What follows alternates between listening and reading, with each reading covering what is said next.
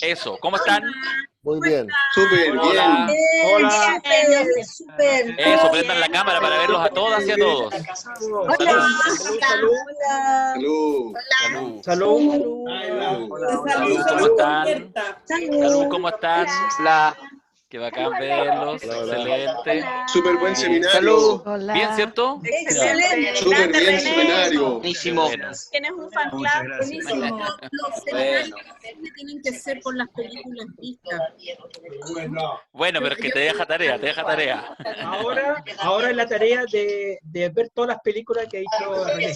Ahí estoy. Sí, lo que me quería decir es que justamente el seminario se trata de proponer ideas y en este caso además formas de análisis, herramientas para el análisis del cine, de modo de que ustedes ahora vayan y vean las películas, entonces, y las disfruten, y si las vieron las vean de nuevo y dicen, en realidad, ¿verdad? Oye, sí, claro, todo aquello, que pase todo aquello, oye, descubrí, porque lo entretenido de analizar el cine es eso, de descubrir otras cosas, descubrir otra mirada, y por eso además yo no quise mostrar escenas, sino más bien fotos también para enfocar, hacer más puntual el análisis de ciertos aspectos en ese momento, así.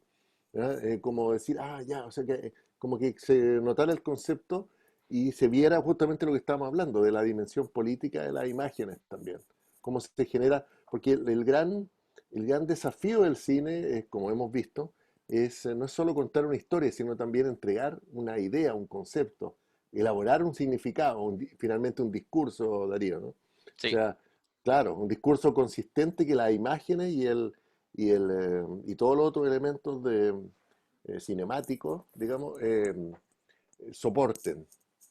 Oye, yo les Entonces, quiero decir algo, sé Alberto que estáis por ahí, pero yo les quiero hacer primero una pregunta, los estoy viendo a todas y todos, voy corriendo la pestaña, pero ahora vamos a iniciar este conversatorio final con algunas provocaciones para integrar, como ustedes bien saben, parte de las provocaciones que yo le voy a hacer a René y le voy a hacer a Alberto, tienen que ver con la opinión que ustedes han ido, de hecho, generando a partir de algunas preguntas, pero nosotros tenemos una tradición, pero puede no cumplirse porque también podemos romper las tradiciones. La tradición es que los conversatorios final de nuestro seminario en general los compartimos.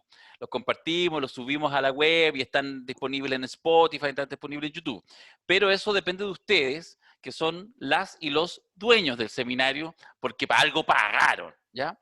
Entonces, si bien no somos capitalistas, como dice el padrino, tampoco somos comunistas. Entonces, yo les voy a preguntar, y lo tienen que hacer con el dedo para arriba o con el dedo para abajo, porque los tengo muteados totales, si están de acuerdo con que compartamos este conversatorio final una vez que se haya hecho con otra gente. ¿Sí o no? De ustedes depende. ¿Dedo para arriba o dedo para abajo? Ya, estoy viendo. Todavía no veo ningún dedo para abajo. No, no sean falsos. A ver, no veo ningún dedo para abajo. Puro dedos para arriba. Puro amor. Puro amor. Martín Quintana. Pure love. Martín Quintana dice un gesto así, hace un gesto con la... No sé exactamente qué quiere decir eso. Quiere decir que quizás quiere cobrar regalía. Cristian Tapia para abajo. Ya, perfecto. Uno que haya contra la corriente. Ya. Tenemos un voto para abajo. Bien. Ok, Bien. 150-1 y con una abstención que sería la de este gesto. Entonces vamos a compartir. Daniela Cabrera también hace un gesto de A. De apruebo. Verdad que estamos en esa fase. Entonces aprobamos compartir esto, René. ¿Tú apruebas que esto también lo podamos compartir? Aprobado. Yo apruebo. Perfecto. ¿Y tú, Alberto? Yo apruebo de todas maneras. Muy bien, excelente. Todos aprobamos. Todos Ya, súper. aprobamos. Oye, mira, bueno, estamos terminando este seminario, en este conversatorio, tenemos un buen rato para conversar, y yo tengo 5 preguntas, ¿ya? Y se las voy a lanzar para que conversemos algunos minutos, algún rato. Les pido, bueno, René lo ha hecho durante todo el seminario, ha estado permanentemente muy, muy aplicado, él mirando con una capacidad que me sorprende, va ahí con la presentación y con el segundo ojo ahí mirando Sí. el chat, pero no El se le tercer pasa un sentido. comentario. El tercer sentido del chateo. Sí. Este es un hombre que viene de la tele, por eso tiene así ya La esas tele. habilidades de pulpo que yo, bueno, no tengo. Que la tele, sí, es verdad, la tele te obliga a estar mirando a la Sí, pues. cámara, pendiente de lo que te dicen al lado y lo que dice el que está detrás de la cámara que te está. Perfecto. Bueno, así que no es nada nuevo lo que voy a pedir, Alberto, también en este momento, para que vayamos viendo, porque de repente, si a veces tenemos alguna controversia, alguna duda, podemos volver a preguntar, tal como lo hicimos ayer, para que votaran entre ¿cuál era? Entre La Mujer Fantástica Joker. y Joker, Joker. ¿verdad? Que hicimos ahí una... Pero, en fin, Sí, eso que fue ayer. arrasó Joker. Pero no me acuerdo cuál era la película. La pregunta era cuál era mejor. Ya no me acuerdo. Sí, cuál era Sí. mejor, cuál, Sí. Sí. Ya, bueno, ese análisis, ese gran análisis sobre Joker y sobre La Mujer Fantástica que hizo René Naranjo, ustedes, amigos que nos están viendo en YouTube, que nos están escuchando en Spotify, no lo tendrán. ¿Por qué? Porque no estuvieron en este seminario y no se puede tener todo en la vida. Así que agradezcan este pedazo de potlatch y no pidan más, porque si no les puede pasar como en el acorazado Potemkin. Ya, listo. ¿Cómo estoy? Excelente, ¿no? Qué gran momento. Ya. Espérate, no quiero condorearme. ¿Lo he disfrutado, Alberto? Sí, ¿Usted dueño de casa? muchísimo, Ya. muchísimo.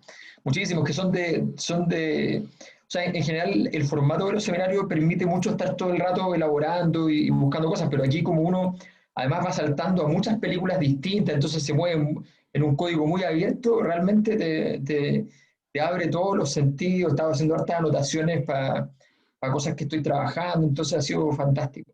Perfecto. Oye, ya, entonces, le hice la siguiente pregunta. René, Alberto, ustedes esto no lo saben, creo que no se los he comentado. O sea, no, ¿no? creo que no.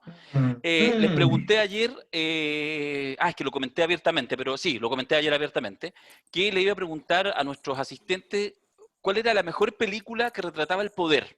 Entonces, la gran mayoría de nuestros participantes respondió automáticamente, fue una pregunta así, flash que hicimos, 15 minutos. ¿Alguna película, la mejor película que retratara el poder, a propósito de esta lógica, ¿cierto?, de cine y poder, de cine y política? Y esta es la nube de palabras que se construyó. ¿Ah? Están obviamente tomadas las palabras por separado, por lo tanto se desarman, pero bueno, la que se lleva por lejos, de hecho, en esta nube de palabras no alcanza a representar la dimensión, es El Padrino, ¿ya? Por lejos. Y ahí están René, Alberto, pueden ver, bueno, El Ciudadano Kane, Star Wars, El Gran Dictador, La Caída, Apocalipsis Now, Todos los Hombres del Presidente, en fin, otras más pequeñas, ahí las pueden ir mirando, creo que hice una segunda, ahí están más Gran ordenaditas, Dictador. ahí las puse más ordenaditas porque las junté, las palabras. Así que, pero las que se llevan así por lejos, El Padrino, por muy lejos, y después en segundo término las que mencionaba, Ciudadano Kane, Las Horas Más Oscuras, La Caída, Star Wars. De las que aparecen ahí, ¿cuál coinciden con esa preferencia o hay algunas quizás más chiquititas, más subsidiarias o alguna que no aparezca ahí que les parezcan películas interesantes para analizar el poder? Sí, yo creo que primero hay que partir por el principio y efectivamente una cosa que es importante es que, como nos enseñan las más importantes religiones, al Todopoderoso no se le nombra. Por tanto, el Padrino es tan grande en esto, tan enorme, que no puede competir, ya no está dentro de la lista. Tenemos que sacarlo, Darío, porque ofende, ¿ya? Ofende que esté aquí, porque el Padrino efectivamente es la encarnación, es la versión, la tesis que sostengo es que es la encarnación de El Príncipe de Maquiavelo en forma de un registro cinematográfico y novelístico. Entonces es otra cosa, pero efectivamente yo creo que hay una que me llama la atención que esté ahí, que es muy buena, que es un muy buen punto, que es como la dimensión del delirio, del poder, que es una dimensión bien interesante, que está Apocalipsis Now, donde podríamos agregar La Ola, ¿ya? Como película donde este experimento para mostrar cómo la gente está disponible, las personas pueden estar disponibles para obedecer cualquier cosa, cualquier arbitrariedad, cualquier absurdo, de los cuales hay muchos experimentos, basta con un encuadre adecuado y eso termina por ocurrir. Me parece súper interesante también que esté Ciudadano Kane, me parece una muy buena, ese momento de transformación. Insisto en esto, la transformación psicológica es una cosa investigada, además, desde la sociología, desde la psicología, la transformación psicológica de los líderes tiene distintas rutas. Hay algunos que entran en una fase de sabiduría prudente y hay otros que entran en la fase de locura, desquiciamiento absoluto, ¿ya? Hay otros que les pasa lo que le pasa al Padrino y lo atacan los gatos, ¿ya? Me acaba de atacar el gato. Pero me atacó porque iba sobre el teclado, así que estuvo a punto de Sí, cortarse esta lo vi. transmisión. Sí, tuve que Vi, votarlo. vi Perdón, Yato, está tu enojado. odisea. Entonces Sí. yo creo que efectivamente hay muy buenas películas en ese registro. También hay películas sobre cómo se construye poder para la disidencia, V de Vendetta, cosas así, me parece también interesante. Yo creo que hay un repertorio bastante amplio, bueno, y las típicas películas sobre líderes políticos, que obviamente son más obvias, pero no por ello es más fácil establecer que allí uno está hablando del poder. A veces incluso es difícil. Sí, oye, Sí, perdona, antes de ir con René, solo comentar lo siguiente, a propósito del Padrino, que igual ganó por lejos. ¿Cómo está este bonito? Me lo envidian, ¿o no? bueno, Este bueno. lo estamos sorteando en el podcast. ¿Ah? El próximo lunes lo vamos a sortear. No les Sí, voy a decir cómo porque tienen que averiguarlo nomás, pero vamos a sortearlo. Y solo quiero decir una cosa a propósito de cine y del Padrino, que acá están, los monitos son con sus hijos, aquí está Fredo. Dejé Sí, afuera a Sonny Michael, porque Fredo es, bueno, efectivamente, él de alguna manera como el personaje, el hijo tonto, el que la caga, el que después termina, de hecho, efectivamente muy mal porque traiciona a la familia, quiere traicionarle, al final, de hecho, le cuesta la muerte. Oh, spoiler. Pero ¿sabéis qué? Es loco lo que pasa también en el cine y con esta capacidad de, de superar la ficción, porque nos pasa a los que somos así amantes totalmente de la película El Padrino, nos metemos, bueno, Mirko, Alberto, yo que hemos estado a full, es que el actor John Cazale, cuando tú, que murió muy joven, a los 42, 43 años, entonces tú te metes después en su vida, después descubres la historia de amor maravillosa que tiene con Meryl Streep. Yo te juro que cada cierto tiempo me gusta ver las fotos que hay de Meryl Streep con John Cazale, ella lo cuidó hasta que murió.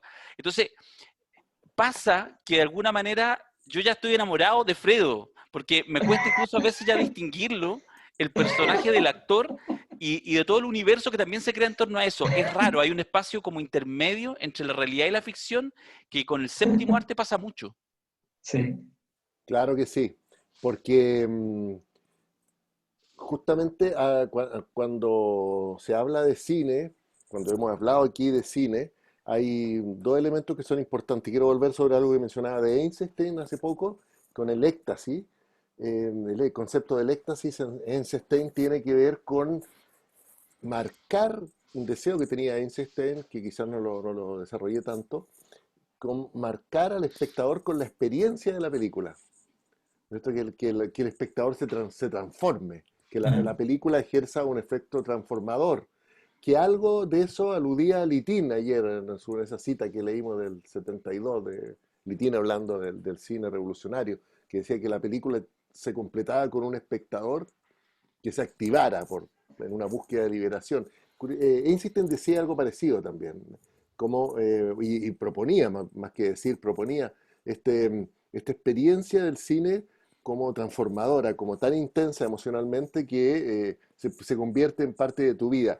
Y parte de eso también tiene que ver con algo que se liga a lo que se llama la cinefilia, ¿no es cierto? Esta pasión por las películas, que incluye un cierto fetichismo. Es religioso, sí, como dice por ahí nuestra amiga. Un cierto fetichismo. La pantalla, que ahora se pierde un poco con el streaming, ¿no? Pero la pantalla de cine en la gran pantalla genera una proyección fetichista, sin duda. Y esa recae en los actores, porque los actores son los que encarnan a los personajes y las y los actúan, los viven, digamos, ¿no? Entonces hay un efecto ahí de proyección psicológica. Cuando uno está en el cine, está haciendo una proyección psicológica y emocional. Se está volcando, en tu caso, con Fredo. Tú te estás volcando con Fredo, ¿no es Mm. cierto? Estás enganchando mucho más allá de lo que está escrito en el guión, por decirlo así, ¿no es cierto? Hay una encarnación extraordinaria y que después tú vas descubriendo, como has contado recién, Darío, que tiene otra arista y eso te hace enganchar ahí, de quedar ahí casado con Casale, Claro, ¿ah? casado con Casale, sí. Casado con Casale. Y ese es un efecto que sin duda provoca el cine, que como te digo, Einstein lo veía así derechamente catártico. Y acá, claro, El Padrino es una gran película sobre el poder. O sea, ese es el tema del Padrino, el poder y sus vericuetos, formas y derivaciones bien claras, ¿no? Muy bien hecho. Los personajes se relacionan por ese eje, pues, como los personajes existen en la medida en que van tomando poder. Bueno, ustedes lo han analizado, sacaron las 50 leyes y todo y tú cuál aquello. elegirías? Mira, a mí una película sobre el poder de las que están aquí, me parece que están nombradas. Mira, alguien nombró Iván el Terrible antes que la analizáramos. The Post sobre el poder de la prensa. Ahora va a estar a partir del martes, va a estar en Amazon Prime Video. The Post, los archivos secretos del Pentágono se llamó esa película de Spielberg con Meryl Streep y Tom Hanks. Mm, Muy buena, mm. muy buena. Yo creo que El Ciudadano Kane es una gran película sobre el poder. Porque cuando la hace Orson Welles a los 25 años, su primera película, su objetivo es torpedear el poder en Estados Unidos. La película, creo que lo dijimos por acá, la película es un proyectil. ¿Ah? La película es un balazo, lo que hace Welles parapetado en un estudio chico de Hollywood que era la RKO, la que tenía la antenita esa, Sí, sí, sí. la RKO, es lo que hace Wells ahí, es instalarse, tomarse el estudio y dispararle un proyectil a Hollywood. Consciente además, Wells, por la experiencia que traía del teatro y de la radio en Nueva York, del poder del medio que estaba utilizando. Yo creo que Wells en ese sentido es 1941, es el primer Claro. cineasta, el primer cineasta que tiene de verdad conciencia del poder del medio, el primer cineasta estadounidense, del poder del medio eh, como arma política. Ujú. Cabal conciencia. Dice, yo voy a construir un relato cinematográfico que va a apuntar al corazón de este sistema. Y lo dispara contra el gran magnate, el gran controlador de los medios de comunicación de Estados Unidos, que es William Randolph Hearst. Y por eso lo que explicábamos acá, la película no logra la visibilidad, ni los premios, ni el éxito de taquilla que se buscaba, porque Hearst la censura y la borra, ¿no es cierto? La vuelve invisible, la proscribe, digamos, del panorama. Y luego al año siguiente proscriben a Wells, ¿ah? Al mismo Wells que le ponen de alguna manera una trampa, porque lo envían con esto de las películas, de hacer películas de propaganda, lo envían a Brasil con el apoyo de la inteligencia de los Estados Unidos, va hasta Río de Janeiro, Orson Welles, 1942, a hacer este documental Todo es verdad, It's All True, que queda inacabado, que recién se termina en 1992, cuando encuentran los rollos en la Paramount Pictures, y, eh, y Welles empieza a filmar, empieza a armar su película, y mientras tanto le quitan de las manos la película que él estaba terminando en Hollywood, Los Magníficos Amberson, la cortan, borran las imágenes de Wells, graban otras, filman otras, toman al director, o sea, toman al montajista, al que está en el montaje, lo ponen de director y se filma las escenas de nuevo. ¿En serio? Qué Cámbialo, heavy. borra Wells, bórralo. Qué heavy, no sabía. Entonces, claro, ¿no? Si la historia de Wells es impresionante. O sea, Wells paga carísimo durante toda su vida la osadía de haber comprendido en el ciudadano con el Ciudadano Kane que el cine es un medio de comunicación político tan potente que es capaz de Sí. derribar O derrumbar. o derrumbar, eso está que entre medio, Sí. de derrumbar un sistema, po, de derrumbar un sistema. Y lo hace además con una gramática de plano secuencia y profundidad de campo realista, según las características del cine de la época, inapelable, innovadora, absolutamente seductora, en fin, de verdad que donde de verdad, o sea, yo pienso que El Padrino no podría haberse hecho sin el Ciudadano Kane. ¿Te fijas? Porque Es Wells, cierto. claro, Estalinismo hay en Wells, todas partes, pues, compañero. Sí, eso es, pues. no, Oye, porque pero ojo, que creo que Coppola tiene en mente a Wells, evidentemente, porque Wells es un cineasta que su tema es el poder. Finalmente lo va a hacer en todas sus películas, terminadas más o menos, algunas medias pegadas así con scotch porque no tenía plata, en fin, pero en todas sus películas y luego va a pasar a analizar el poder de la imagen también, el poder del cine. como una gran mentira con la cual se controla, en fin, las sociedades controlan. Wells es el gran cineasta del poder y me parece que Ciudadano Kane es una película que, claro, F for Fake, como bien dice aquí Carlos, justamente sobre las mentiras que provoca la imagen cinematográfica. El gran cineasta del poder es Orson Welles. Oye, pero quiero hacer una referencia que estaba en el listado, pero que me parece que hay que premiar esa osadía porque es cierta y a veces uno las deja pasar porque son otro tipo de registro. Pero estaba Frozen 2. Iba a decir lo mismo, que se hagan Ah, cargo, por favor. ¿Por qué estaba Estaba Frozen Frozen 2. 2? No, es que ¿sabes lo que pasa? Es que es bien interesante. Yo ¿Te vas a encuentro que hacer está cargo tú? Sí, me hago cargo yo. Perfecto. Me hago cargo yo, porque también, y me acordé de otra infantil que tiene una cosa parecida, que es Coco, ¿ya? ya, pero Que es la, Coco es maravillosa, po. claro, pero me refiero a esta historia donde hay un poder que montó un mito, una historia, Andrés Cancino dijo que era Frozen. ¿ya? Bueno, el asunto, no, es que creo que tu necesidad soviética de interpelar a nuestro, no es necesaria, porque, insisto, es razonable, ¿ya? ¿Qué es lo que pasa? Que gran parte de la construcción del poder, como lo enseña, hay un gran aprendizaje del fascismo, que es la idea del mito fundacional. Y que efectivamente el mito fundacional, y siempre ha existido, el fascismo la sistematiza, se da cuenta, ¿ya? A partir de ciertas elaboraciones intelectuales de que eso es importante, pero ha existido siempre. Cuando uno ve el cuadro de Jacques-Louis David sobre Napoleón cruzando los Alpes, ¿ya? Napoleón lo cruzó en un burro, pero está en un caballo blanco, hermoso, ¿ya? Entonces, claro, elevándose. Bueno, es otra cosa, obviamente, no lo vamos a... ¿ya? Hay que ser demasiado artista para decir que cruzaste en burro. ¿Ah? Solo Jesucristo puede decir que llegó en burro a Jerusalén.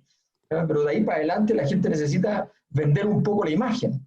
Entonces, frente a esa situación, yo creo que es bien importante declarar que uno de los elementos fundamentales del poder está en esa construcción del mito fundacional, ¿ya? Hemos hablado durante el seminario, hemos citado siempre que agarra todos estos elementos, siempre generalmente los Simpsons, el mito fundacional de Springfield, ¿ya? Con el héroe del pueblo, que en realidad nunca lo fue, que era un criminal, asesino, y que Lisa se da cuenta en un momento que no puede seguir luchando contra esa historia, aunque ella sabe la verdad, porque sencillamente la gente lo necesita, ¿ya? Bueno, en este caso es lo mismo. En Coco hay una develación de un mito falso que había convertido a alguien en el héroe, en el bueno, en el importante, en el constructor de una historia, y que no era así, que no era cierto. Y por otro lado, tenemos en Frozen la misma situación, o sea, la historia que su familia le contó de cómo habían sido las cosas, cómo habían acontecido, y cómo entonces el conflicto tenía un origen ilegítimo, porque la familia sabía la verdad y la verdad era distinta. Y de pronto ella se da cuenta de que la historia no era así, que la historia era como, imaginen ustedes lo que significaría que nosotros nos dijeran de repente, ¿sabes qué? No, está súper claro. La historia de las guerras de Chile contra Perú y Bolivia está confirmado. La versión chilena es falsa, ¿ya? La versión real es la otra. Punto. ¿Ya? Eso es impresionante. Entonces, como película de solidificación del poder a través de esto que llamamos hegemonía, y a través de la aparición de numerosas cosas publicadas que dicen y repiten lo mismo, yo creo que es súper interesante la referencia a Frozen 2, muy osada por lo demás, que me parece que siempre es algo por destacar. Buenísimo. Vamos a la siguiente pregunta. A ver. A ver. Cancelar. No sé qué quiero hacer. No sé. No, me cambié de... me fui al programa. Pasa hasta en las mejores familias. Sobre todo en la mía. Ya, ahora sí. De nuevo. 2 veces. 2 veces. 2 veces. Estoy para director de televisión. René, callado tú. Cuando me quieren contratar, Callado. callado tú, que estas En cosas... el Switch, en el Switch. En el Switch. ¿No te imaginas yo en el Switch? No, por favor, por el amor de Dios. Tengámosle piedad a nuestros chilenos. Ya, la segunda pregunta fue, le preguntamos cuál era su director favorito. Buena, ¿Te ya. acordás? Eso sí lo comenté ayer, ustedes lo sabían. Sí. Entonces, después les voy a preguntar a cada uno. Nada que 10 nombres. Uno o una. Uno o una. Ya, mira, ahí está. Wow. Ahí los puse separados. Claro, en algunos casos hay nombre y otros solo apellido. Pero Christopher Nolan es el que se lleva más menciones. De hecho, no está todo lo grande que debería estar. Y los otros que aparecen muy fuertemente: Stanley Kubrick, Tarantino, Ingmar Bergman, Almodóvar, Clint Eastwood, son los que se llevan básicamente. Y después, bueno, ahí ustedes los pueden ver. Está, qué sé yo, Scorsese, Fincher, la Sofía Coppola también con un par de menciones. Ettore Scola, por ahí Fellini, en fin. Pero lo fuerte, Christopher Nolan, que se lleva, es el que tiene más menciones, y lo siguen cerquita Kubrick, Tarantino, Ingmar Bergman. ¿Qué les parece? Oye, sí. Einstein está por ahí abajo, chiquitito también, arriba de Eastwood. Sí, eso implica que tiene una pura mención nomás. Ya, ahí andaba Einstein. Y Kieslowski anda por ahí también. Anda sí, David Fincher David Lynch debió haber estado un poquito más grande, ¿eh? ¿Para qué vamos a decir una cosa por otra? Una cosa por otra. Debió haber estado un poquito más grande. No me extraña que la asimilación que hay entre Christopher Nolan y Kubrick. De hecho, Christopher Nolan quiere ser un poco Kubrick, un buen poco, ¿no? En el Festival de Cannes del 2018 o 2017, uno de esos dos. Se presentó la versión restaurada, no, más que restaurada, la versión en 70 milímetros de 2001 Odisea del Espacio, en copia nueva. 70 milímetros, que el fotograma es del doble de ancho, obviamente, del 35 milímetros. O sea, una proyección portentosa. Gigante. Y con nuevo sonido y todo aquello. Y obviamente, ¿quién fue a presentarla a Cannes? Nolan. Christopher Nolan. Creo que hay una identificación muy cercana. Él quiere estar muy allí en un cine. El cine de Kubrick, tú lo mencionaste muy bien, Alberto, al final de tu charla, hablando de La Naranja Mecánica, de Ojos Bien Cerrados. Son cineastas cerebrales, como les suele llamar la crítica, ¿no? Por falta de otra palabra mejor, digamos, que no se me ocurre en este momento. Cineastas que... Interestelar. Claro, que buscan por el lado intelectual a presentar películas que constituyen también desafíos intelectuales y morales, que es la especialidad de Kubrick. Lo que me lleva a algo que le hacía, una cita que le hacía ayer, cuando le hablaba de un libro que señala por ahí que la puesta en escena es el cerebro del artista puesto en la pantalla. Porque una película, eso, como una digresión pequeña, una película parte con un guión. Quizás eso siempre es bueno recordarlo. Una película inicialmente es un libro. Es un texto, claro. Es un texto, ¿no? Y de ahí funciona la industria funciona con textos. Es bien llamativo eso, con palabras escritas, algo que después se va a ver obviamente de una manera audiovisual, de otra forma, que nos va a hacer un libro. Entonces, al director le corresponde imaginar cómo se pone en escena, cómo toma realidad, cómo adquiere realidad ese texto. Es un regisser. Claro, exacto, como en el caso de la ópera, exacto. Claro. Imagina este cubo, para seguir con la reflexión que hacía Alberto, de cómo se va a ver la película, ¿no es cierto? Cómo se va a parar, y ahí cada director tendrá su estilo, no sé, Fritz Lang tiene estas columnas verticales, las puertas, los marcos están muy, muy marcados siempre, y Kubrick tiene también mundos arquitectónicos muy, muy claros, muchos puntos de fuga siempre, con el gran angular que graba todo, los traveling. Pero, perdona, René, toma eso Christopher Nolan, y en ese sentido, solo para determinar esta idea, él es un cineasta impecable, es un cineasta un poco frío. Ahora se estrenó su última película, Tenet, que como acá los cines están cerrados no va a poder ver, digamos. Un cineasta un poco frío. Kubrick también lo era, porque son cineastas cerebrales. Pero que su manera de plasmar la idea y los conceptos a través de la puesta en escena es impecable.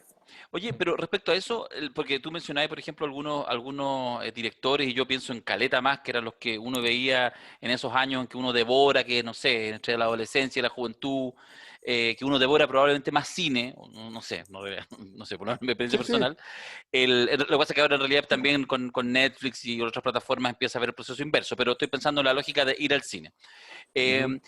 Tú mencionáis a directores que eso era como súper marcado, o sea, un film de Wim Wenders, de Kieslowski, de los que mencionabais, efectivamente uno ve, pero hoy en día estaba pensando, de hecho, justamente en Christopher Nolan.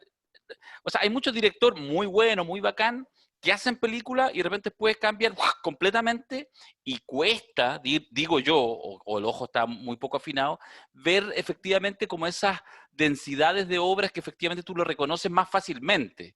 Ujú, Ahora, ujú. no sé, ¿cierto? Sí, Como sí, que sí, se ha perdido entiendo. eso también, la lógica como de la obra maciza, como el director que se queda en su forma, incluso muchas veces en sus actores y sus actrices fetiche, esa lógica de Almodóvar, de Woody Allen, eso va absolutamente en retirada. Independiente de que hay películas geniales, de hecho estaba mirando recién la filmografía de Christopher Nolan, justamente porque no lo tengo como asociado así como el director, sino como, qué buena esta película y buena esta, pero son Claro. distintas. ¿Ah?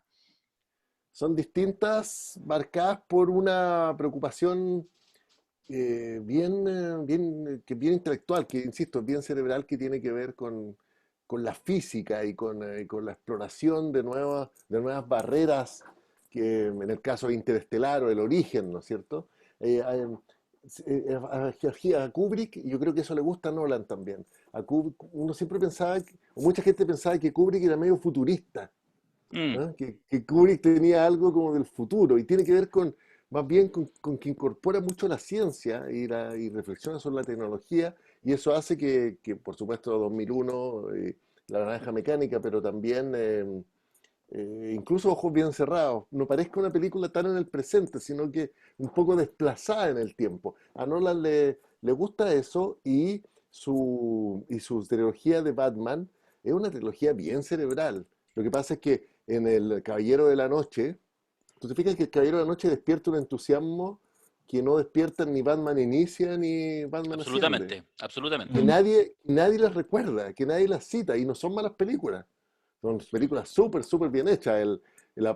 Batman Inicia, o sea, Batman Caballero de la Noche Asciende, la tercera, parte con una tremenda escena arriba de un avión. ¿Te acuerdas cuando Bane se libera Sí. Sí, arriba del buenísima, avión y buenísima. escuchan? Que eso está hecho, que es un prodigio técnico. Y se salvan justo cuando el avión desarmado, quebrado entero, se va a pique, ¿no? Se termina explotando. Es una tremenda escena. Pero claro, el Caballero de la Noche que pasa está Heath Ledger. Está Heath Ledger con esa figura y a lo que hablábamos, cuando el actor desborda la pantalla, cuando la construcción que hace el actor, que en esta carnalidad que le da a la película, supera todo, traspasa la pantalla y se convierte en un fetiche y en algo que le llega directamente al espectador, y eso le da una fuerza a esa película que por otro lado está impecablemente realizada. Hay varios, si les interesa el tema, hay varios análisis en YouTube de los puntos de vista de la cámara, de los puntos de cámara, de cómo está filmado El Caballero de la Noche, dónde está la cámara, cuál es el significado, y es perfecto eso, está súper, súper bien hecho. Pero le pasa a Nolan, y por eso lo critican también sus detractores, los críticos y un público detractor, tiene harto hater, que, que, ¿Quién no? que lo ¿Quién no? encuentran, que lo encuentran más bien frío. Yo creo que Mm, porque Kubrick tiene, como bien señala Alberto, tiene una densidad moral mayor, mm, sí, mayor. Con Kubrick uno entra, todas sus películas, evidentemente, sobre todo y las más célebres sin duda, plantean temas morales profundos, digamos, no solo 2001. La mm, Naranja Mecánica te pone en una situación que a mí me parece Filosofía una película. pura, pues filosofía Claro, pura. hay una mirada filosófica. Yo tengo la tesis de que La Naranja Mecánica es, bueno, por supuesto, una de las mejores películas de la historia del cine, y es un viaje del inconsciente al super yo. La mm, Naranja Mecánica es una radiografía de la estructura de la mente freudiana. Mm. Eso, claro. ¿te Y fijas? es algo Porque que no, y es algo que no está en el libro original, que sino no que está en el libro original. es una Y tú, conquista de Kubrick. Claro, claro, que tú partes con el mundo salvaje, en el id, en el inconsciente, Claro. donde funciona Alex con su pandilla, que tienen su propia regla y que mueven su mundo sexualizado, donde la música nomás interactúa como una pulsión, como, ¿no es cierto? Y luego va entrando a la sociedad a medida que supuestamente te civilizan, pero te van haciendo finalmente más monstruoso. Mm. ¿Ah? Hay una Sí. del viaje del inconsciente, claro, y al super yo eso ya te da una densidad que las películas de Nolan no llegan a tanto, digamos, que me parece a mí. Sí, para mí, la respuesta a esa pregunta que hace Darío es bien difícil porque, primero porque la diferencia en la cantidad de veces que he visto a cada uno es muy grande. Cuando uno no es un profesional, digamos, del área, hay ciertas rutinas que son diferentes. Por ejemplo, lo digo a nivel, por ejemplo, de la literatura. A mí me preguntan algo sobre Borges, Sábato, Beckett, Camus, o qué sé yo, me lo sé de memoria, o sea, no tengo, lo puedo citar.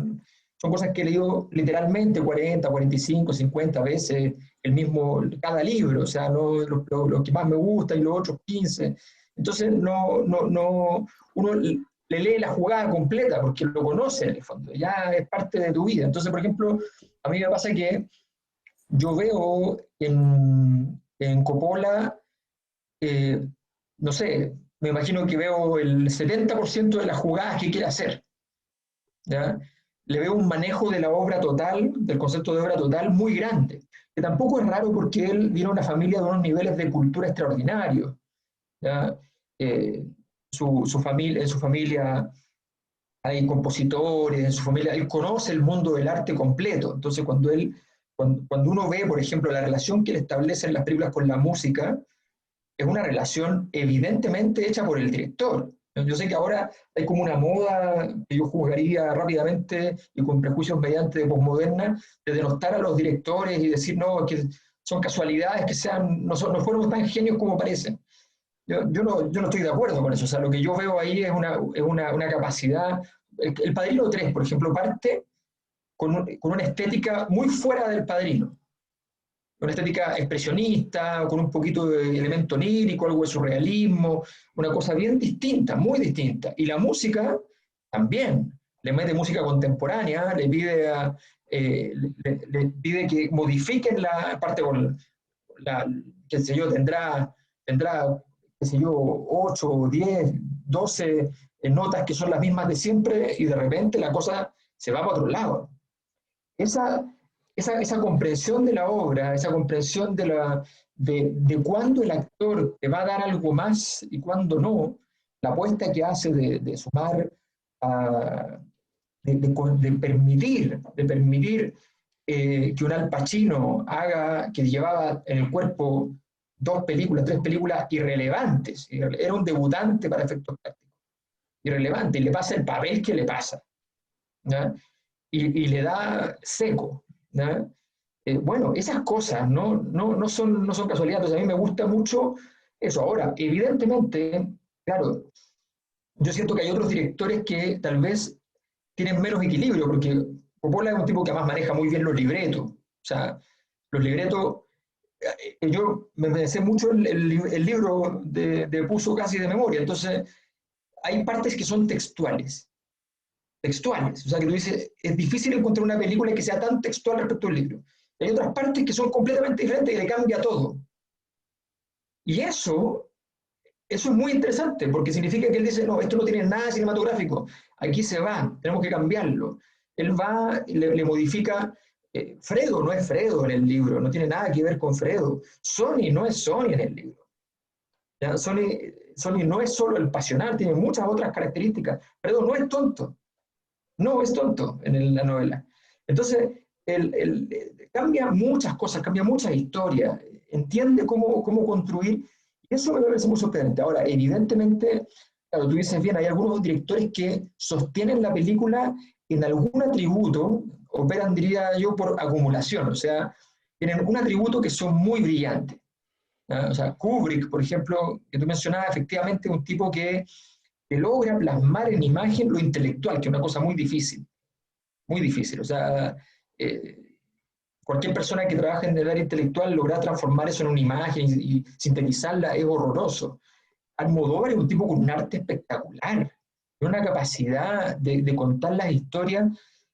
Su autobiografía a mí me sorprendió mucho, porque él hace un guiño, ¿ya?, a todo lo que él aprendió a partir de la teleserie mexicana, del culebrón más barato, y él mete ese código adentro y le da una estatura, un nivel, el uso de la fotografía, cuando tú vas a usar la fotografía con más detalle como para que la obra resalte y dignifique una escena que está difícil, una escena que tiene procacidades, que tiene errores, que tiene defectos, que tiene errores que están diseñados para que existan, pero que en el fondo tú le das dignidad de otra manera. Creo que hay muchas cosas. Aquí está mencionado Oliver Stone, que también es un gran director porque es capaz de plantear una cosa que, voy a usar un término que usa mucho Lombardero, que es con esa composición, esa puesta en escena periodística. Esto estamos viendo, está pasando, esto es real. ¿No? Es como si estuviéramos metidos adentro de la historia. Eso es súper súper interesante, pero yo creo que efectivamente en ese juego, ¿ya? Yo creo que, por ejemplo, Tarantino no es, aunque su última película yo creo que es extraordinaria, es una genialidad así de lado a lado, pero Tarantino, a mí me encantan las películas, pero creo que no tiene ese equilibrio. Lo que pasa es que es alguien que entiende al espectador, entiende el espectáculo y entiende el cine como nadie. Entonces, pero por Sí, encima de claro, la claro, mesa, tiene claro, una sensibilidad pop, además, claro, ultra llamativa. Bueno, quiero hacer dos comentarios sobre sí. Tarantino y sobre Eastwood. Y después ¿Ah? dicen su director favorito. No, yo dije Coppola, ya lo dije. Ah, Ya, te quedaste con ok. Coppola, ya, perfecto. Quiero hacer un comentario. Tarantino es el gran genio del reciclaje cinematográfico. El que toma todo lo que está en sus películas lo tomó de algún lado.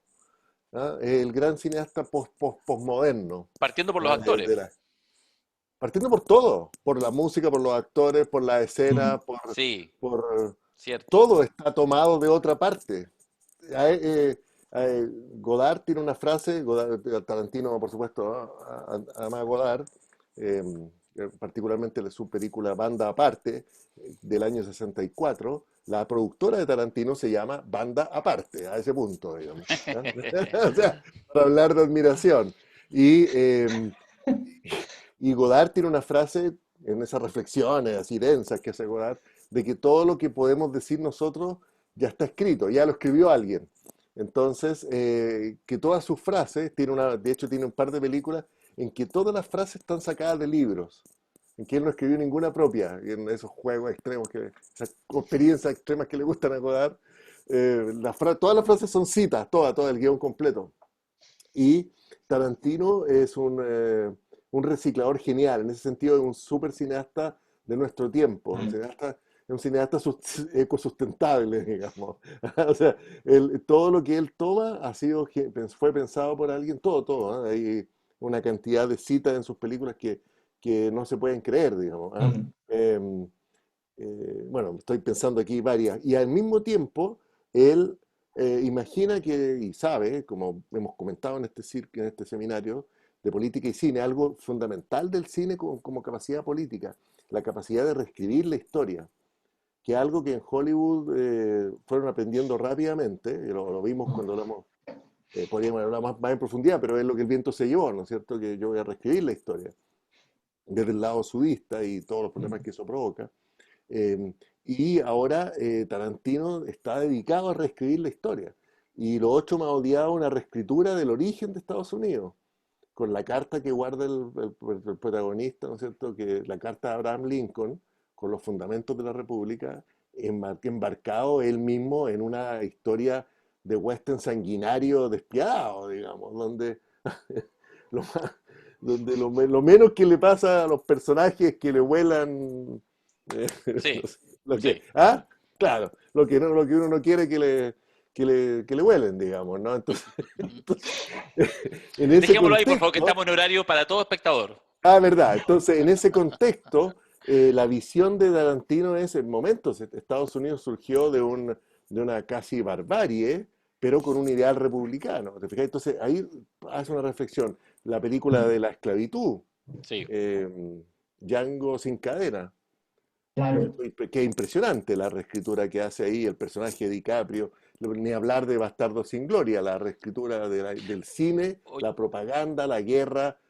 oye, De una verdad que a mí me tontera, parece muy impresionante lo que hace Tarantino. una tontera de Tarantino, cuando se estrena Pulp ¿Ya? Fiction, año 94, supongo, noventa y cuatro ganador tenía del mi, Festival de Cannes en 94. perfecto, tenía mi polola aquel entonces y la fuimos a ver daban cine en el Teatro Leucé, ahí en Jorge Sí, Washington, pues. Sí, claro. daban cine. Festival de Cine UC. Claro, no, pero había una salita permanente. Ya. Y entonces fuimos, y entonces una función como a medianoche, pero que además, mira las cosas raras, ya en 25 años de esa fecha, han pasado 25, 26 años, como, porque era con intermedio, que es una cosa así como la década del 60. Bueno, la vi con intermedio. Entonces, yo creo que ha sido por el tema de los rollos, no tengo idea. Entonces estábamos así con mi polola, no sé qué. Entonces daban un intermedio como de 10 minutos, ya como a un cuarto para la 1 de la mañana. Entonces uno podía salir a comprar alguna cosita. Entonces yo dije, voy a ir a comprar Ah, un confite. Entonces, después de ver la mitad de Pulp Fiction, salí a la Plaza de Ñuñoa, 1 de la mañana, lleno de gente, cuestión, y era como que me faltaban las pistolas para matar gente, porque salía así como Samuel Lee Jackson, así como, ¡ah! Fue muy loca. Hasta el día de hoy me acuerdo la sensación de ir caminando por Plaza Ñuñoa, absolutamente tarantinizado. Ya, rumbo al Café Dante, bueno, sí, a pillar a cualquier la cosa, Lance, a la agarrar así Lance. al dueño y decirle, maldito coreano, pa, no sé, nigger. Ah, Y el otro, y vale. el otro, y el otro que quiero destacar es Clint Eastwood, ¿eh? Clint Eastwood que Buenísimo. lleva 50 años Buenísimo. haciendo películas, 50 años dirigiendo, del 70 71, y que es buenísimo en un estilo clásico porque en Mm, tanto transparente.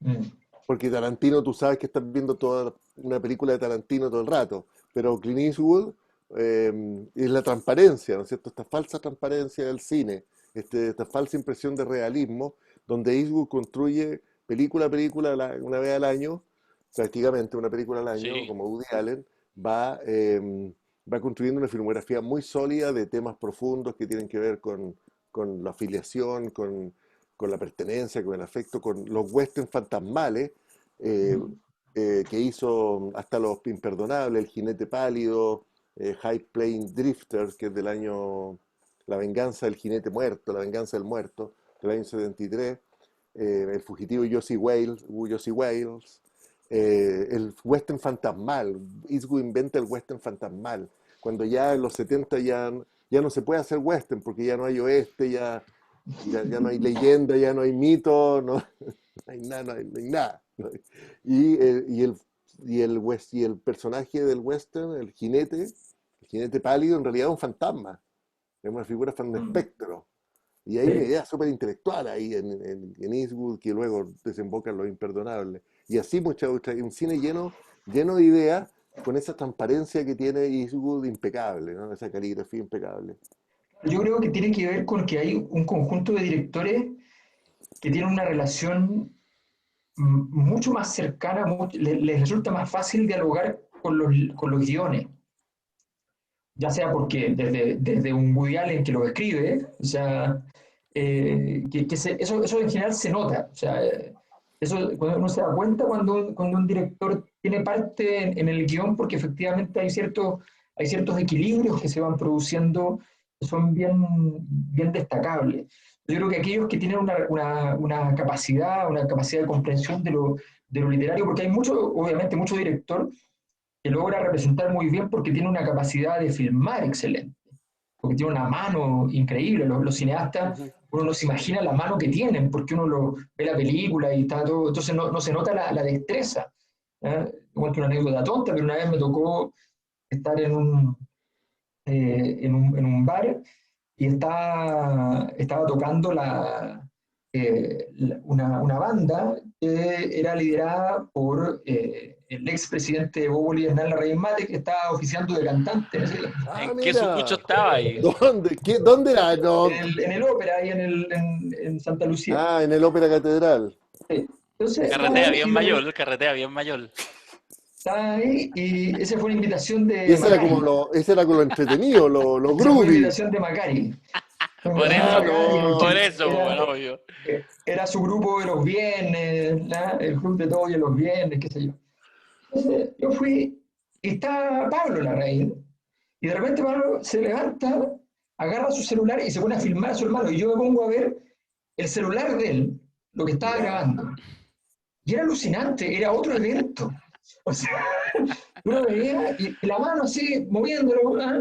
Y de repente se mete en el trombón del parquímetro, ¿no? Se mete adentro y cierra la imagen. Y luego queda así como paralogizado, o sea, sacó una obra de ¡De la su nada, porque hermano! no estaba pasando nada, además, no estaba pasando nada. Entonces, y no es una crítica musical, no estaba pasando nada, o sea, entonces, pero esa mano que tienen los directores es muy fuerte. Pero yo creo que efectivamente hay directores que esa capacidad que tienen de poder entender por dónde va la imagen, cuando se logra juntar, como por ejemplo Tarantino, con la música, muy bien.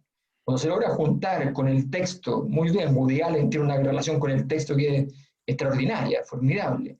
Y así, cuando empieza a producirse esa síntesis, ya la cosa se eleva en otras dimensiones. Voy a pasar a la siguiente pregunta, pero antes, René, ¿cuál es tu director o directora favorita? Bueno, tú comprenderás que esa pregunta para mí es imposible de responder porque Ok, cambia cada rato y los admiro y además los quiero a esta altura. perfecto, A todos perfecto. los que están nombrados Bien, aquí, Bien, no a pisaste todos el los que están. palito, quiere decir claramente que René, aunque no ha estado presencialmente, conoce las leyes del poder del padrino. Ah, muy bien, René, estás aplicando las leyes del poder, He por escuchado obviamente. supuesto. algunos podcasts para aprender. Muy Y yo, bien, muy bien.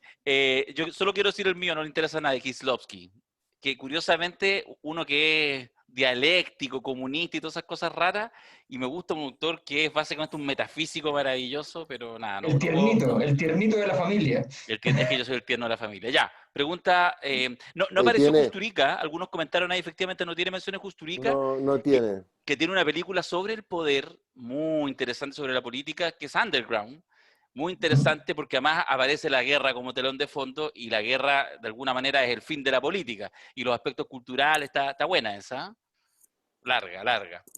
Ya, Sí, vamos a la ya, siguiente pregunta. da para otra conversa, ya. La para otra conversa. No te Ya, gusta Kusturica, ya me di cuenta, no te ya. gusta Kusturica.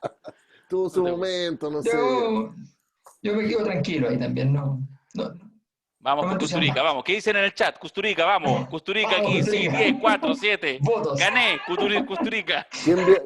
¿Quién vio las 18 horas de Twin Peaks a propósito del maestro David Lynch? Claro, Aguante Ahí Kusturica, sí, dice. po. ¿No? Ya, muy Ya. bien. exacto. David Lynch, Me David Lynch. apoyan en el chat. Me apoyan en el chat, Sí, Kusturica. mira, Bueno, si eres están el en el- conductor de la fiesta, Sí, po. No, y si no estás lo a mutea cargo de la usted a micro. todo. Toda la gente apoya al conductor de la micro porque lo necesitamos. El peor insulto que me has hecho, Mayoli. Encima aquí con tanto público. Esta no te la voy a perdonar. No, se Voy a estar No aquí te pasa. con dije camionero, Fredo. no te dije camionero. Camión, Estoy con camión. Fredo aquí al lado. No, está ahí con frío. Está bueno los monos. ¿Quién lo hace? Esto, oye, ¿verdad? Debería mencionarlo. Arte Arte Panul. Panul. Arte Arte Panul. Panul. Arte Manuel, ya. Son unas Sí, no, personas y que participan, escuchan nuestros seminarios, habían estado los seminarios, y nos dijeron, oye, estamos haciendo esto. Está bueno. Así nos que, mandaron de regalo, porque sí y nos somos mandaron nosotros de regalo regalones. Muy para bonita, nuestro muy bonita. público. Sí.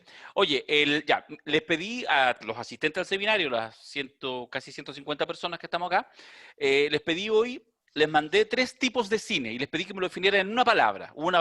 Por supuesto, nos faltaron los que pusieron más palabras, pero era en una palabra el ejercicio.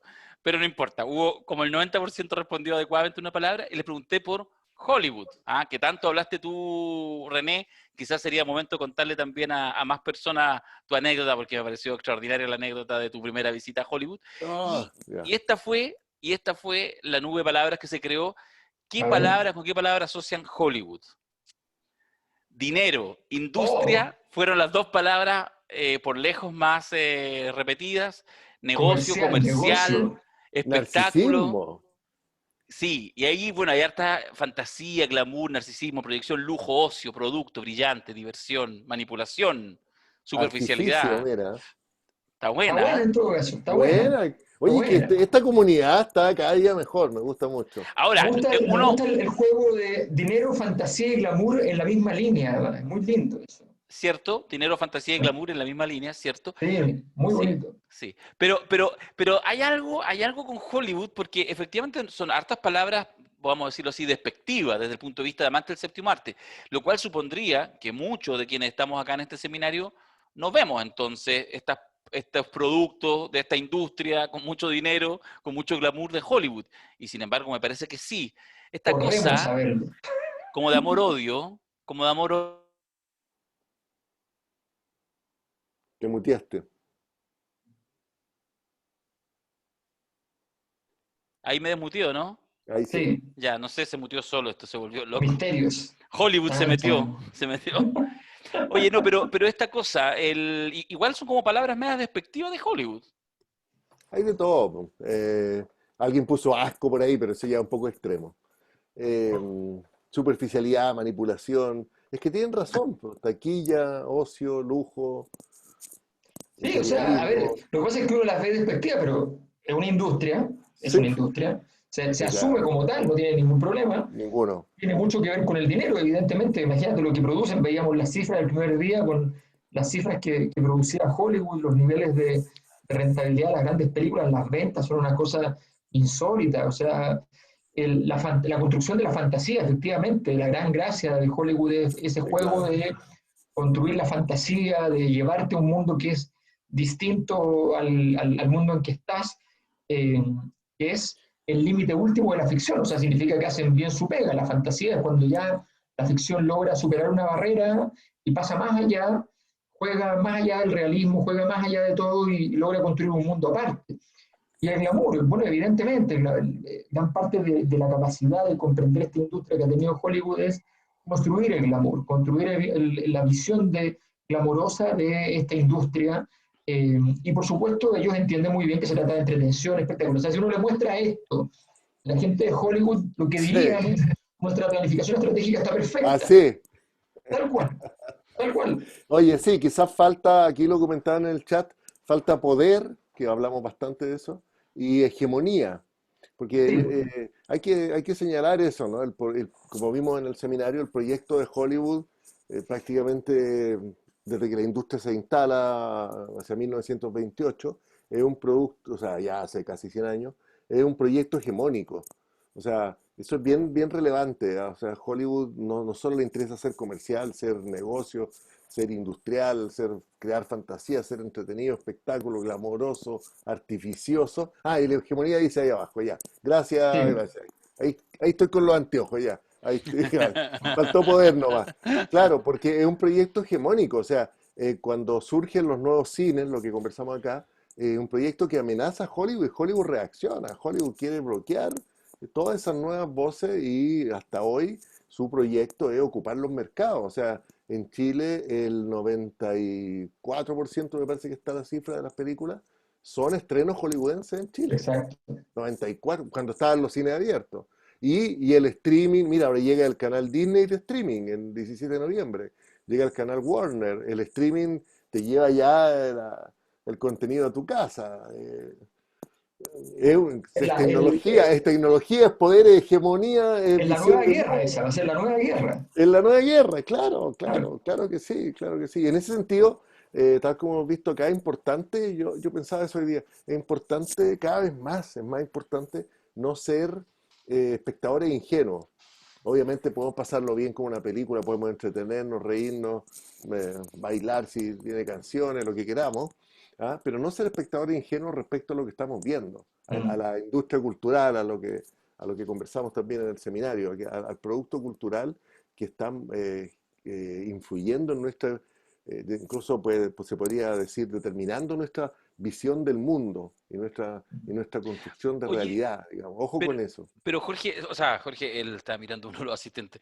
René, pero ¿hasta qué punto ya? Tú lo estás marcando un poco, pero para centrar en eso, porque hay una mirada bien dramática y que yo creo que tiene un punto, que efectivamente el cine como expresión artística, como una represión de la cultura de los pueblos, para poner esos términos, pero que además tiene Ujú. justamente la capacidad, ha sido lo que hemos conversado estos 3 días, de meter un filete profundo y abrir. Primero porque es masivo, pero porque también llega en un código sofisticado a ciertos sectores intelectuales de la sociedad. Intelectuales en un sentido muy amplio, no solo quienes están en la academia, sino quienes efectivamente están mirando más allá. Y entonces uno ve en la historia del siglo XX, efectivamente casos notables de que cineastas o corrientes, etcétera, fueron abriendo la percepción. Sin ir más lejos, Chile, que de hecho ya lo tendremos unos minutos más. Entonces, cuando de repente viene una industria que se para y te dice a René Naranjo, le cuenta hace 20 años en el estreno de la primera película Marvel, que tienen preparada para los próximos 20 años, entonces se acabó la posibilidad, y eso te copa el 94% de las películas que tú ves.